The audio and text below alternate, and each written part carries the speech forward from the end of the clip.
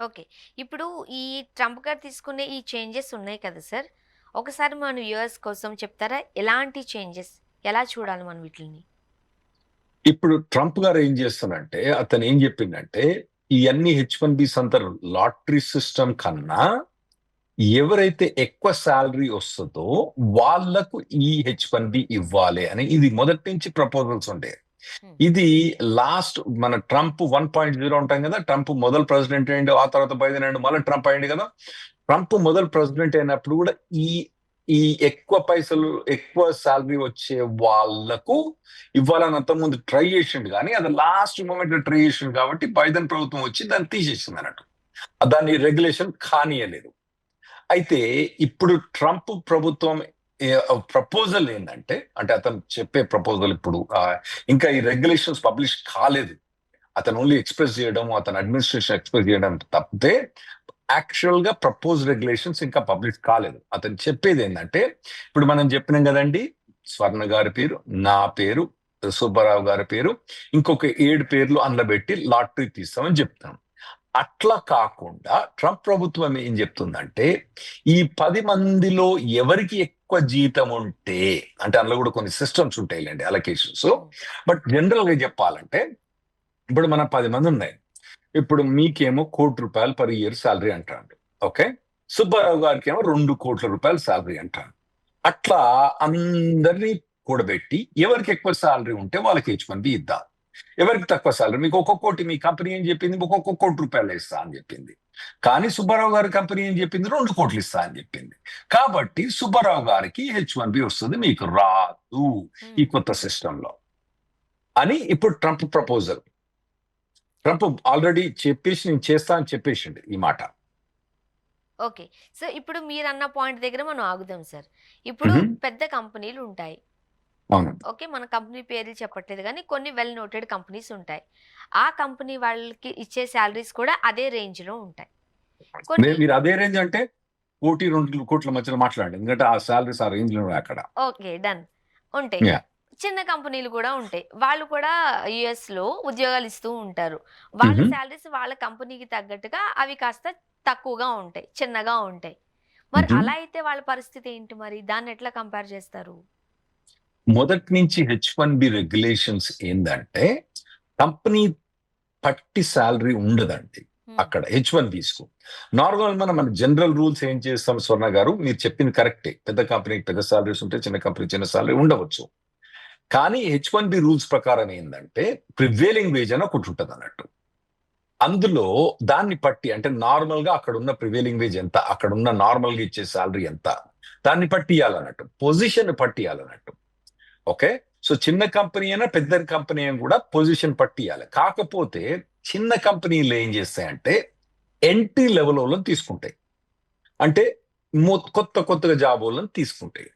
పెద్ద కంపెనీలు ఏం చేస్తాయి, ఈ అన్ని చిన్న చిన్న కంపెనీ నుంచి ఎక్స్పీరియన్స్ వచ్చిన వాళ్ళని తీసుకుంటాయి అన్నట్టు. అంటే ఎక్స్పీరియన్స్ ఉన్న వాళ్ళు హైలీ టాలెంటెడ్ పీపుల్ పెద్ద కంపెనీస్ తీసుకుంటాయి. మనకు నార్మల్ తెలుసు కదా, అట్లా జరుగుతూ ఉంటుంది అన్నట్టు. సో ఇది మనకు ఇంకోటి ఏంటంటే, ఈ శాలరీస్ కూడా ఎట్లుంటాయి అంటే అండి, ఇప్పుడు అదే లెవెల్, అంటే మీకు ఎంట్రీ లెవెల్లా మీరు ఎక్కడనో టెక్సస్ లో చిన్న సిటీ ఉందనుకోండి, అందులో ఆడ మీకు 80 లక్షలే శాలరీ ఉంటుందండి, ఏది ఏడాదికి ప్రివేలింగ్ వేజ్. అదే మీరు కనుక శాన్ ఫ్రాన్సిస్కో కానివ్వండి, తర్వాత న్యూయార్క్ కానివ్వండి పోయింది అనుకోండి, అప్పుడు ఏమైందంటే అక్కడ మినిమం శాలరీ అన్నది 1,60,00,000 ఉంటుంది అక్కడ. హ్మ్. డబల్ అయిపోద్ది అన్నట్టు. ఏదైతే H-1బికి మినిమం శాలరీ చిన్న పల్లెటూరులో 80 లక్షలు ఉంటుందో, అదే పెద్ద సిటీస్ లో పోయే మటుకు అది డబుల్ అయింది అన్నట్టు. సో ఎప్పుడు కూడా కంపెనీ పట్టి ఉండదండి, ఆ పొజిషన్ బట్టి, ఆ లొకేషన్ బట్టి శాలరీ వేరీ అవుతా ఉంటుంది. ఓకే. ఇప్పుడు మనం ఎ ఎ అంటే చేంజెస్ ఎలా ఉంటాయనేది తెలుసుకున్నాము. ఇప్పుడు ఈ చేంజెస్ ఎలా చేస్తారు? ఇప్పుడు ట్రంప్ ఏం చేసిండంటే, ఫస్ట్ ఓకే మేము ఈ చేంజెస్ చేస్తామని ఒక పబ్లికేషన్స్ లో, అంటే ఫెడరల్ రిజిస్టర్ ఉంటుంది కదా, అలా ప్రపోజ్ చేసిండు అన్నట్టు నేను హ్మ్. రెగ్యులేషన్స్. ఇప్పుడు అదేమైందంటే ట్రంప్ అడ్మినిస్ట్రేషన్ వాళ్ళ వాళ్ళ ప్రెసిడెంట్ ఆఫీస్ ఉంటుంది కదా, అది క్లియర్ చేయాలన్నట్టు. అది క్లియర్ చేసిన తర్వాత వాళ్ళు ప్రపోజ్ రెగ్యులేషన్స్ అని కూడా పబ్లిష్ చేయాలన్నట్టు. ఇప్పుడు వైట్ హౌస్ లో, అంటే ప్రెసిడెంట్ ఆఫీస్ నుంచి క్లియర్ అయిపోయింది. ఇప్పుడు వాళ్ళు చేసే పని ఏంటంటే దీన్ని పబ్లిక్ గా అనౌన్స్ చేయాలన్నట్టు. ఈ ప్రపోజ్ రెగ్యులేషన్స్ కు పెడితే మీ కమెంట్స్ ఏంటి, మీరు ఏమనుకుంటారు అని మనల్ని ఉద్దేశపూర్వకంగా వాళ్ళు క్వశ్చన్ అడుగుతారు. అప్పుడు మనం వాళ్ళకు లెటర్ రాసి, మరి నాయన ఇది వద్దురా నాయన, ఇది మంచిగుంది, ఇది చెడుగుంది అని మనం అప్పుడు కమెంట్ చేసిన తర్వాత, ఆ కమెంట్స్ అన్ని కన్సిడర్ చేసిన తర్వాత వాళ్ళు రెస్పాండ్ చేస్తున్నట్టు. మీ కమెంట్స్ మేము దృష్టిలో తీసుకున్నాము, కానీ ఇది అని చెప్పి వాళ్ళు ఫైనల్ రెగ్యులేషన్ పబ్లిష్ చేస్తున్నట్టు. ఓకే. మరి ఈ చేంజెస్ అన్ని ఎక్కడ చేస్తారండి?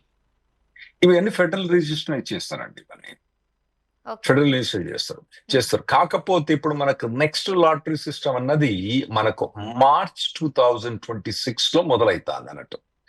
ఇప్పుడు ట్రంప్ పెట్టే ఉరుకుల బట్టి తెలిసేది ఏంటంటే ఇది మార్చ్ 2026 లోపట్నే ఇంప్లిమెంట్ చేయడానికి ప్రయత్నిస్తుంది అతను, టోటల్ ఫైనల్ రెగ్యులేషన్స్ అని మనకు తెలుస్తుంది ఇప్పుడు. ఓకే.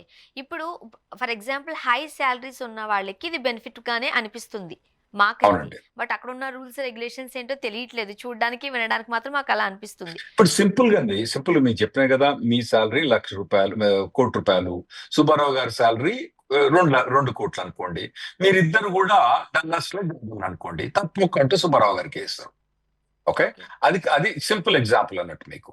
ఇప్పుడు ఇదివరకు ఏంటంటే మీకు లాటరీ పెట్టేది, ఇప్పుడు ఏంటంటే ఎవరికి ఎక్కువ శాలరీ ఉన్నదని డిటర్మ్ అవుతుంది కొత్త సిస్టమ్ లో. అది ఇంకా సిస్టమ్ ఇంప్లిమెంట్ కాలేదు, కానీ ఇంప్లిమెంట్ చేయడానికి ట్రంప్ ప్రభుత్వం ప్రయత్నిస్తుంది. ఓకే. సరే, ఇప్పుడు నేనున్నాను, ఫర్ ఎగ్జాంపుల్ నేను ఒక స్టూడెంట్ గా యుఎస్ వెళ్ళా.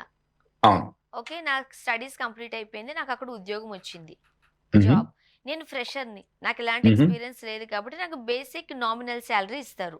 అవునండి. మరి అలాంటప్పుడు నేను H1Bకి అర్హురాలిని కాదు కదా. అప్పుడు నన్ను ఏం చేస్తారు? అక్కడ అమెరికాలో ఉండనిస్తారా, పంపించేస్తారా? అది ఇప్పుడు స్పెషల్ గా ఈ ఫ్రెషర్స్ అన్నది చాలా ఇబ్బంది అండి. మీరు చెప్పింది కరెక్ట్.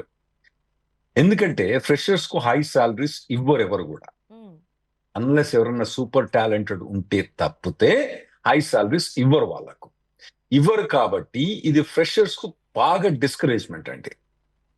ఓన్లీ ఎక్స్పీరియన్స్ ఉన్న వాళ్ళకు మాత్రం ఇది ఎంకరేజ్మెంట్ ఉంటుంది, ఎందుకంటే వాళ్ళకి ఎక్కువ సాలరీ కంపెనీ ఇవ్వడానికి తయారుగా ఉంటుంది. ఉమ్, కొత్తగా పోయిన వాళ్ళకి ఇది ఎక్స్పీరియన్స్ అంటే నార్మల్ గా బాగా ఎక్స్పీరియన్స్ ఉన్న వాళ్ళకి అడ్వాంటేజ్, లెస్ ఎక్స్పీరియన్స్ ఉన్న వాళ్ళకి ఇది అడ్వాంటేజ్ కాదు. ఇప్పుడు కొత్తగా వచ్చే సిస్టమ్. కాకపోతే ఏంటంటే కొన్ని సార్లు ఎట్లుంటదంటే మీకు ఎక్స్పీరియన్స్ అనేది డెవలప్ కావాలి. అది డెవలప్ కావడానికి మీకు మరి H1B లేకపోతే మరి డెవలప్ కాదు కదా. ఉమ్, సో ఇది ఇబ్బందే, ఇది చాలా ఇబ్బంది. ఎస్పెషల్లీ F1 మీద మాస్టర్స్ డిగ్రీ మీద యుఎస్ పోయే వాళ్ళకు ఇది చాలా ఇబ్బందికరంగా ఉంటుందండి. ఎందుకంటే వాళ్ళు మాస్టర్స్ అయిపోయిన తర్వాత జాబ్ రాగానే ఎంట్రీ లెవెల్ జాబ్ వాళ్ళకు కూడా H1B వచ్చేది ఇంతకుముందు. ఇప్పుడు కొత్త ప్రపోజల్ బట్టి ఎంట్రీ లెవెల్ వాళ్ళకు H1B జాబ్ వచ్చేటానికి చాలా తక్కువ అవకాశం, అంటే అసలు అవకాశమే లేదండి. ఈ రెగ్యులేషన్స్ ద్వారా పోతే ఇప్పుడు మీకు డల్లాస్ లా మీకు ₹1,00,00,000, సుబ్బారావు గారికి ₹2,00,00,000 తప్పకుండా సుబ్బారావు గారికి వస్తుంది. తర్వాత వాళ్ళు ఏం చేస్తారంటే మీకు ప్రివేలింగ్ వేజ్ అనేది దాదాపు అక్కడ 80 లక్షల నుంచి, డల్లాస్ అయితే దాదాపు 1 కోటి నుంచి మొదలైందండి మీకు. సో అందులో లెవెల్ 1, లెవెల్ 2, లెవెల్ 3, లెవెల్ 4 అని ఉంటుంది అన్నట్టు. అంటే మీకు సింపుల్ గా డల్లాస్ లో ఎగ్జాంపుల్ ఇస్తాను, అంటే దీనికి శాన్ ఫ్రాన్సిస్కో వాటన్నిటికి వేరే ఉంటుంది. డల్లాస్ లో అయితే ₹1 కోటి నుంచి మొదలైతే సాఫ్ట్వేర్ ప్రొఫెషనల్ కి. లెవెల్ 4 పోయే మటుకు అది 2 కోట్లు అవుతుంది అన్నట్టు. 2 కోట్లు వచ్చేవానికి తప్పకుండా వస్తుంది. 1,80,00,000 వచ్చిన వానికి చాలా 90% ఛాన్స్ ఉంటుంది. అదే 1,50,00,000 వచ్చేవానికి చాలా తక్కువ ఛాన్స్ ఉంటుంది. ₹1,00,00,000 వచ్చేవానికి అసలే ఛాన్స్ ఉంటుందండి. సో మీరు చెప్పినప్పుడు మీరు ఫ్రెషర్ గా పోయినప్పుడు మాత్రం వాళ్ళు మరి తక్కువ శాలరీ తోటి మొదలు పెడతారు కాబట్టి మీకు H1B వచ్చేది అన్నది చాలా అసలు ఇంపాసిబుల్ అండి.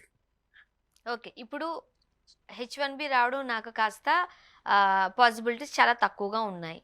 తక్కువ శాలరీ ఉండింది అంటే ఇప్పుడు మళ్ళీ నేను ఇండియా వచ్చేసి మళ్ళీ ఇక్కడ ఎక్స్పీరియన్స్ తెచ్చుకుని ఇక్కడ కంపెనీ త్రూ H1B సంపాదించుకుని అప్పుడు నేను వెళ్ళాలా? లేదు అని అంటే అక్కడ ఇంకేదైనా నాకు వెసులుబాటు లాంటిది ఉంటుందా? అంటే ఒకటేంటంటే మీకు అక్కడ ఓపీటీ స్టెమ్ ఎక్స్టెన్షన్ అనేది 3 ఏళ్ళు ఉంటుంది కదండి. ఓకే. సో ఆ 3 ఏళ్ళ ఎక్స్పీరియన్స్ తర్వాత మరి మీకు హై సాలరీ కనుక ఒకవేళ మీరు కమాండ్ చేయగలిగితే అప్పుడు మీకు H1B వస్తుంది. మ్హూ. లేకపోయింది అనుకోండి మీరు వెనుకకు రావాల్సి వస్తుంది. వెనుకకు వచ్చిన తర్వాత కొద్ది ఎక్స్పీరియన్స్ వచ్చిన తర్వాత అప్పుడు మీకు H1B. అయితే ఇందులో ఒక అడ్వాంటేజ్ మీకు ఏముందంటే, ఇంతకు ముందు ఏంటంటే లాటరీ సిస్టమ్, మీ పేరు తగులుతుందో తగలదో మీకు తెలియదు. కానీ ఇప్పుడు కొత్త సిస్టమ్ ఏంటంటే మీకు ఖచ్చితంగా తెలిసిపోద్ది మొదలే. లెవెల్ 1 అంటే ఎంట్రీ లెవెల్ వాళ్ళకి మాత్రం తప్పకుండా రాదని మేమే చెప్పేస్తాం. అరే మా దగ్గరకు వచ్చి మీరు అనవసరంగా H1B ఫైల్ చేయడం కూడా వేస్ట్ అండి అని చెప్పేస్తాం. అర్థమైంది కదా? ఒకవేళ న్యూ రెగ్యులేషన్స్ కనుక ఇంప్లిమెంట్ అయితే మీరు లెవెల్ 1 ఉంటే అవసరం లేదు. లెవెల్ 4 ఉందనుకోండి, స్వర్ణ గారు మీకు తప్పకుండా వస్తుంది అంటే 100% ఎవరు గ్యారంటీ ఇవ్వలేదు, కానీ మీకు H1B వస్తుంది, డబ్బులు కడదాం అంటే కంపెనీతో డబ్బులు కడదాం, ఫైల్ చేద్దాం అంటాం. లెవెల్ 2 లెవెల్ 3 ఉన్న వాళ్ళకి ఏం చెప్తామంటే, ఇప్పుడు నేను ఎస్టిమేట్ చేశానంటే మరి వస్తుందో రాదో మాకు తెలియదు, ఖచ్చితంగా ఫైల్ అయితే చేసి చూద్దాం అని చెప్తాం అన్నట్టు. అర్థమైంది కదా ఇప్పుడు మీకు? సో ఒక ఖచ్చితమన్న అంటే ఒక మాకు కూడా అది 1-2 ఏళ్ళలో తెలిసిపోద్ది. లెవెల్ 2 లెవెల్ 3 వాళ్ళకి ఎక్కడ అన్నది తెలిసిపోద్ది అన్నట్టు. లెవెల్ 4 మాకు తెలుసు ఇప్పుడు కొత్తగా ఉన్న పరిస్థితుల్లో లెవెల్ 4 అందరికి వస్తుంది, లెవెల్ 1 రాదని. లెవెల్ 2 లెవెల్ 3 మధ్యలో వస్తుందా రాదా అన్నది మాకు కొద్ది ఎక్స్పీరియన్స్ లేదు కదా, అందులో కూడా ఎక్స్పీరియన్స్ వచ్చినట్టు తెలుసు అన్నట్టు. అయితే మీకు ఒక క్లియర్ సర్టానిటీ అని ఉంటుంది అన్నట్టు. కొందరికి అంటే ట్రంప్ చేసే ప్రపోజల్ ఏంటంటే, కొందరు పెద్ద పెద్ద కంపెనీలు పెద్ద పెద్ద జాబ్స్ కు వాళ్ళు H1B చేయదలుచుకుంటే వాళ్ళు ఇప్పుడు ఆ H1B వాడలేకుంటున్నారు. వాళ్ళకి H1B లాటరీ సిస్టమ్ ద్వారా ఉంది కాబట్టి ఆ పెద్ద పెద్ద కంపెనీ వాళ్ళు మాకు వాడకుంటున్నారు. దీని ద్వారా మాకు ట్యాక్స్ రెవెన్యూ అని తగ్గిపోద్ది. ఎందుకంటే మీరు మీరు ₹1,00,00,000 శాలరీ తీసుకున్న సుబ్బారావు గారు 2 కోట్ల శాలరీ ఉంది కదా, మరి 2 కోట్ల అయినా మీకన్నా డబల్ కన్నా ఎక్కువ కడతారు కదా, మరి ట్యాక్స్ బ్రాకెట్ కూడా పెరిగిపోద్ది కదా అతనిది. అందుకోసం ఏంటంటే వాళ్ళు చెప్పేది ఏంటంటే, ఈ హై లెవెల్ జాబ్స్ కి H1B వాళ్ళని తీసుకుంటాము, తర్వాత మాకు ట్యాక్స్ కూడా బాగా పెరిగిపోద్ది అని చెప్పి ట్రంప్ ప్రపోజ్ చేస్తున్నాడు. రాహుల్ సార్, యా, ఇప్పుడు చెప్పండి. ట్రంప్ గారు ఎవరికి ఎక్కువ శాలరీ ఉంటే వాళ్ళు మా దేశంలో ఉండండి, లేని వాళ్ళు అవునండి. వెళ్ళిపోండి అంటున్నారు. సింపుల్ గా మ్హూ, మ్హూ, వాళ్ళు ఏ లాంగ్వేజ్ లో మాట్లాడినా దాని అర్థం మ్హూ, అయితే ఇదే ఫైనల్ గా, అంతే మ్హూ. కదా. ఇప్పుడు అవునండి. మనకి అక్కడికి వెళ్ళి ఉద్యోగాలు చేసే వాళ్ళు అందరూ ఐటీ వాళ్ళే ఉండరు. అవును. కొంతమంది డాక్టరేట్ వాళ్ళు కూడా ఉంటారు. అవునండి. సాధారణంగా వాళ్ళ యొక్క డిపార్ట్మెంట్స్ బట్టి శాలరీస్ కూడా నిర్ణయించబడతాయి. ఇప్పుడు రైట్. డాక్టరేట్ వాళ్ళకి చూడండి చాలా తక్కువ శాలరీస్ ఉంటాయి. ఐటీ మ్హూ. వాళ్ళకి కాస్త ఎక్కువ శాలరీస్ ఉంటాయి. డిమాండ్ అట్లా ఉండింది. మరి అవును. వాళ్ళ పరిస్థితి ఏంటి అంటే, ఓన్లీ ఐటీ వాళ్ళు మాత్రమే, హై శాలరీ పర్సన్స్ వాళ్ళు మాత్రమే యుఎస్లో ఉద్యోగాలు చేసే అవకాశం ఉందా? ఈ డాక్టరేట్ వాళ్ళు లేకపోతే సైంటిస్టులు రీసెర్చ్లు చేసే వాళ్ళకి యుఎస్లో అవకాశం లేదు అంటారా?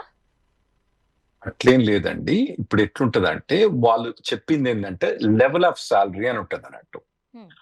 ఇప్పుడు ఐటీ వాళ్ళ శాలరీస్ ఏమో 2 కోట్ల దాకా ఉంటది, డాక్టరేట్ వాళ్ళది 50-60 లక్షలు ఉంటది కదా. సో వాళ్ళకి ఎట్లుంటదంటే, డాక్టరేట్ వాళ్ళకి ఎట్లుంటదంటే శాలరీస్ వాళ్ళ లెవెల్ ప్రకారం ఉంటది అన్నట్టు. ఇప్పుడు అదే మనం ఏమన్నాము, లెవెల్ 4 డల్లాస్ లా ఐటీ వాళ్ళకు 2 కోట్లు ఉంటది, హ్మ్. కానీ డాక్టరేట్ వాళ్ళకు 80 లక్షలే ఉంటది అన్నట్టు. కాకపోతే ఎంట్రీ లెవెల్ డాక్టరేట్ వాళ్ళకేమో 50 లక్షలు, డాక్టరేట్ పోస్ట్ డాక్ వాళ్ళకేమో 50 లక్షలు ఉంటది, కానీ 4th లెవెల్ వాళ్ళకి 80 లక్షలు ఉంటది అన్నట్టు. వాళ్ళకు కూడా పాసిబిలిటీ ఉంటది ఇప్పుడు మనకు రావడానికి. అంటే డిపార్ట్మెంట్ వైజ్ గా వాళ్ళ శాలరీస్ క్యాలిక్యులేట్ చేస్తారు అంటున్నారు మీరు. రైట్, రైట్, అంతే తప్ప ఒక రైట్. 2 కోట్లు, 1 కోటి అన్నది పారామీటర్ కాదు. కాదు, 1 కోటి 2 కోట్లు అన్న కాదు, ఈచ్ డిపార్ట్మెంట్ అంటే ఈ ఐటీ ఓకే. ప్రొఫెషన్ లో మీ లెవెల్ ఎంత, హ్మ్. ఈ డాక్టరేట్ లో ఎంత, సివిల్ ఇంజనీరింగ్ ఎంత, మెకానికల్ ఇంజనీరింగ్ ఎంత, సో అందులో ప్రతి దానికి టీచర్ కి ఎంత, వాటన్నిటి కూడా వాళ్ళ లెవెల్ ప్రకారం వాళ్ళ లెవెల్ అంటే హై లెవెల్ టీచర్ నే హైర్ చేస్తారంట, లో లెవెల్ టీచర్ హైర్ చేయరు. అట్లా ప్రతి దాంట్లో కూడా హై లెవెల్ వాళ్ళని హైర్ చేద్దామని వాళ్ళు ప్రయత్నిస్తున్నాడు ఇప్పుడు. ఓకే. ఇదైతే కాస్త ఊరట కలిగించే అంశమే. బట్ అవునండి. అంటే వాళ్ళు చెప్పే థియరీ ఏంటంటే, ఇప్పుడు బ్రెయిన్ డ్రెయిన్ అంటారు కదా, ప్రపంచంలో ఉన్న బ్రెయిన్ అంతా తీసుకొచ్చి అమెరికాలో పెడతాం అంటారు కదా. ఇప్పుడు వాళ్ళు చెప్పేదంటే ఈ టాప్ బ్రెయిన్స్ ఎవరైతే టాప్ సాలరీ పే చేసిన రెడీ ఉండరో ఆ బ్రెయిన్స్ అన్ని యుఎస్ కి వచ్చేస్తాయి అని వాళ్ళ ఆశ అన్నట్టు దీని ద్వారా. ఓకే సార్, ఇప్పుడు మన H1B వీసా గురించి, ఈ రూల్స్ కండిషన్స్ గురించి మనం మాట్లాడుతూనే ఉన్నాం. కాకపోతే చాలా మందికి ఏమనిపిస్తుందంటే, ఎందుకు ఈ H1B వీసాని గేట్ వేగా చూస్తున్నారు? అంటే ఇంకోటి ఏం గతంతో లేదండి ఇక్కడ. ఇప్పుడు H1B కాకపోతే వేరే వర్క్ వీసాస్ అన్నవి చాలా.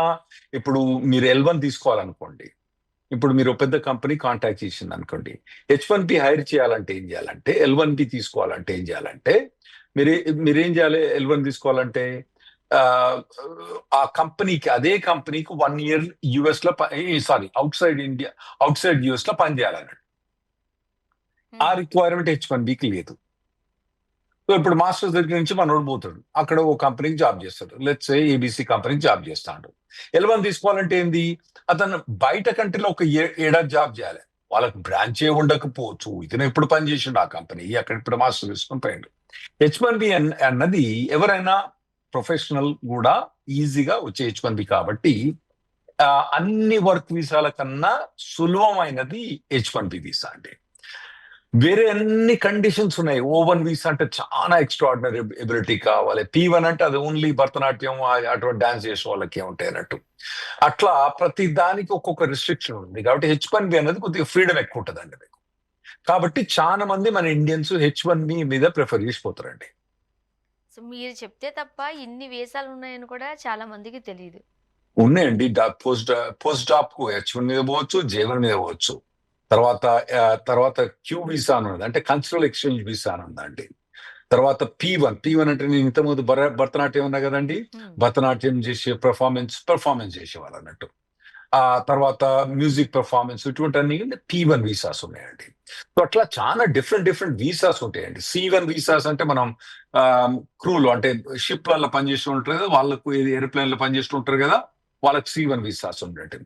అట్లా డిఫరెంట్ వీసాస్, చాలా డిఫరెంట్ వీసాస్ ఉన్నాయి. కానీ అన్నిటికన్నా అంటే ఇప్పుడు నార్మల్ గా మనం ఏమనుకుంటామండి, ఇప్పుడు పోయి మన పిల్లోళ్ళు భరతనాట్యం చేసి అక్కడ పెర్ఫార్మ్ చేస్తా అనుకున్న వాళ్ళు చాలా తక్కువ మంది ఉంటారండి. ఉన్నా కూడా వాళ్ళకి అంత డబ్బులు రావు. 1-2 పెర్ఫార్మెన్స్ ఉంటాయి. ఆ తర్వాత పెర్ఫార్మెన్స్ వాళ్ళకి అంత డబ్బులు రావు కదా, భరతనాట్యం కానీ మ్యూజిక్ కానీ పెర్ఫార్మెన్స్ చేస్తే అంత డబ్బులు రావు కదా. అందుకోసమని వర్క్ టిపికల్ గా మనం ఏమనుకుంటాం, అరే నాయన ఇంజనీరింగ్ చేయరా, నాయన చదువుకోరా, పోయి ఇంజనీరింగ్ జాబ్ చేయరా అని మనం పంపిస్తాం. అటువంటి వాటిన్నిటికీ H1B. డాక్టర్ అయినా పర్లేదు, లాయర్ కూడా H1B పాసిబిలిటీస్ ఉంటాయి. మిగతా ఫార్మసిస్ట్ ఉంటాయి, చాలా డిఫరెంట్ ప్రొఫెషనల్స్ ఉంటాయి, డాక్టరేట్స్ ఉంటాయి, చాలా డిఫరెంట్ ప్రొఫెషనల్స్ ఉంటాయి అన్నట్టు. అది ఈజీగా పోయి వర్క్ వీసా కాబట్టి మన తెలుగు వాళ్ళు కూడా, మన ఇండియన్స్ కూడా చాలా మంది కూడా దీన్ని ప్రిఫర్ చేస్తారు వేరే వీసాల కన్నా. ఇప్పుడు ఇన్ని రకాల వీసాస్ ఉన్నాయి కదా సార్, యాక్చువల్గా H1B వీసా అది కాస్త మనం ఇంపార్టెంట్ గా చూస్తున్నారు కాబట్టి ఎంతమంది ఇండియన్స్ ఉంటారు అమెరికాకి వెళ్ళే వాళ్ళు? ఇప్పుడు దాదాపుగా ఆల్రెడీ యుఎస్ లో ఉన్న వాళ్ళు, H1B మీద ఉన్న వాళ్ళు 5 లక్షల నుంచి 10 లక్షల మంది ఉండండి H1B వీసా మీద. రైట్, ఇప్పుడు చాలా పెద్ద నెంబర్, 5 లక్షల నుంచి 10 లక్షల మంది H1B వీసా మీద ఉన్నారు. వాళ్ళ స్టాట్స్ ప్రకారం, అంటే యుఎస్ఏఎస్ రీసెంట్లీ రిలీజ్ చేసిన స్టాట్స్ ప్రకారం ఒక 5 లక్షల మంది ఇండియన్స్ గ్రీన్ కార్డ్ లైన్ లో కూర్చొని ఉన్నారు వాళ్ళు.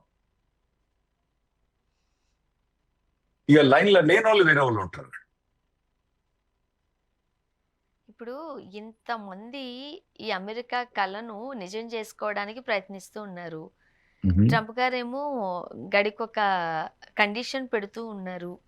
దీనివల్ల ఓవరాల్ గా మనకేమైనా ఎలాంటి లాభం ఉంటదంటారు, నష్టం ఉంటదంటారు? ఇప్పుడు ఈ పర్టికులర్ దాంట్లో శాలరీ ఇంక్రీజ్ దాంట్లో లాభం ఉంటుందా నష్టం ఉంటుందా అన్నది మన ఇండియన్స్ కు కష్టం చెప్పేది. ఎందుకంటే దీని వల్ల ఇప్పుడు ఎగ్జిస్టింగ్ H1B మీద ఏం ప్రెషర్ ఉండదు. ఇప్పుడు ఆల్రెడీ H1B తీసుకున్న వాళ్ళకు శాలరీ ఇంక్రీజ్ చేయాల్సిన అవసరం లేదు. కానీ కొత్తగా వచ్చే ప్రొఫెషనల్స్ మాత్రం శాలరీ ఇంక్రీజ్ చేయాల్సిన అవసరం ఉంటుంది. అయితే ప్రస్తుతం వాళ్ళు మొత్తం 85,000 H1Bs ఇస్తారండి వాళ్ళు. అందులో 60% మంది మన ఇండియన్స్ తీసుకుపోతున్నారు. అయితే ఇప్పుడు కొత్తగా వచ్చే సిస్టమ్ లో మనకి ఎంతమంది మనోళ్ళు తీసుకుంటారు అనేది మనకు అర్థం కావట్లేదు ఇప్పుడు. ఎందుకంటే ఈ స్టాట్స్ అన్ని మాకు తెలియదు కదా ఇప్పుడు. మరి హై సాలరీస్ కూడా మనోళ్ళు ఉంటారా అనేది నాకు ఇప్పటిదాకా తెలియదు. అయితే ఇది మరి మీరు ఇంకో దృష్టిలో అనుకోవచ్చు కదా, మరి 60% మనోళ్ళే తీసుకుంటారు కాబట్టి మరి ఇప్పుడు 1 కోటి నుంచి శాలరీ, మినిమం శాలరీ 1.5 కోటి అయితే మనకి కదా లాభం వచ్చేది అని కూడా అనొచ్చు. మీరు ఉండవచ్చు, కావచ్చును, కాకపోవచ్చును. మనం చెప్పేది ఏంటంటే ఇన్ఫర్మేషన్ పాస్ చేస్తాను. ఇది మంచిగా ఉంటుందా మంచిగా లేదా అన్నది మన ఇండియన్స్ కి ఇది మంచిదా కాదా అన్నది మనకి ఇప్పుడే డిటర్మైన్ చేయడం చాలా కష్టం. పోతా అంటే మనకి ఎక్కువ డాటా వస్తుంది కాబట్టి అప్పుడు ప్రొవైడ్ చేద్దాం. మరి ఇది లాభమా నష్టమా మనకన్నది ఇప్పుడు మనం ఖచ్చితంగా చెప్పలేం మనం. ఎందుకంటే ఇప్పుడు ఒక మంచి హైలీ టాలెంటెడ్ ప్రొఫెషనల్ ఇక్కడ ఉన్నాడు అనుకుందాం, అతను యుఎస్ఏ పోదలుచుకున్నాడు అనుకుందాం, అతనికి ఆడ జాబ్ వచ్చింది అనుకుందాం. అతను జాబ్ మీద పోవాలంటే H1B ఫైల్ చేయాలంటే ఎట్లాంటి వాళ్ళు ఏం చేయాలి? లాటరీ ద్వారా పోవాలి. 5 మందిలో ఒకరికే వస్తుంది లాటరీ కదా. అంటే ఇప్పుడు హైలీ టాలెంటెడ్ వాడు ఐఐటి గ్రాడ్యుయేట్ అయ్యి మంచి సాలరీ తీసుకుని మంచి కంపెనీలో ఉండి వాడు మంచి సాలరీ అక్కడ డైరెక్ట్ యుఎస్ లో వర్క్ వీసా మీద పోదలుచుకున్నాడు అనుకుందాం.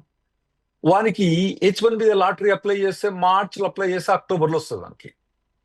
ఆ లాటరీ వానికి 5లో ఒకరికే తగులుతుంది. మరి వాడు అటువంటి వాడు పోలేకపోతుండే ఇప్పుడు ఇవాళ రేపు. సో వాళ్ళందరూ కూడా పోవచ్చు. సో ఇది మనకు అడ్వాంటేజ్ ఉంటుందా డిసడ్వాంటేజ్ ఉంటుందా ఇప్పుడైతే నాకు అర్థం కావట్లేదు, ముందు ముందు తెలుస్తుంది అన్నట్టు. స్పెషల్ గా స్టూడెంట్ వీసా మీద కొత్తగా పోయే వాళ్ళకు ఇది చాలా పెద్ద దెబ్బ. ఇంకెవరికి దెబ్బ అంటే మనం నార్మల్ ఇండియన్ కన్సల్టింగ్ కంపెనీస్ ఉన్నాయి కదండి, మేజర్ ఇండియన్ కన్సల్టింగ్ కంపెనీస్ కు వీళ్ళకు పెద్ద దెబ్బ. ఎందుకంటే H1Bలో టాప్ కంపెనీస్ యూజ్ చేసేది మన ఇండియన్ కన్సల్టింగ్ కంపెనీస్. అంటే మైక్రోసాఫ్ట్, గూగుల్ ఇవి ఉన్నా కూడా మన ఇండియన్ కంపెనీస్ చాలా టాప్ H1B యూజ్ చేసే. అందులో లాటరీ సిస్టమ్ ద్వారా H1B యూజ్ చేసే వాటిలల్లా మన ఇండియన్ కంపెనీస్ చాలా టాప్ ఉన్నాయి అన్నట్టు.